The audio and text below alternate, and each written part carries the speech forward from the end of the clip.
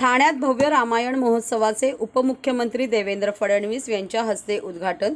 विविध कार्यक्रमातून रामनामाचा जागर, श्रीराम जीवन दर्शन घडवणारी आकर्षक रांगोळी, 1528 ते 2024 पर्यंतच्या श्रीराममुक्ती अभियानाची चित्र प्रदर्शनी, शाळेय विद्यार्थ्यांची चित्रकला स्पर्धा।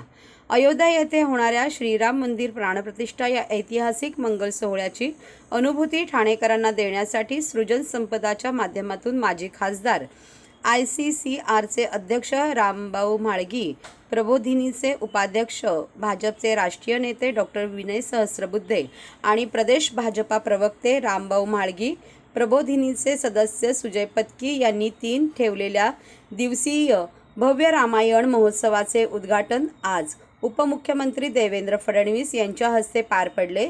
गावदेवी मैदानात शनिवारी दिनांक 20 जानेवारी ते सोमवार दिनांक 22 जानेवारीपर्यंत हा महोत्सव सुरू राहणार आहे। या महोत्सवात रांगोळीच्या माध्यमातून संपूर्ण रामायणाचे दर्शन घडवण्यात आले आहे। यावेळी व्यासपीठावर उपमुख्यमंत्री देवेंद्र फडणवीस, भाजपचे राष्ट्रीय नेते डॉक्टर विनय सहस्त्रबुद्धे, आमदार संजय केळकर, आमदार निरंजन डावखरे, ठाणे शहर अध्यक्ष संजय वाघुले उपस्थित होते, तर कार्यक्रमाला भाजपचे असंख्य कार्यकर्ते उपस्थित होते।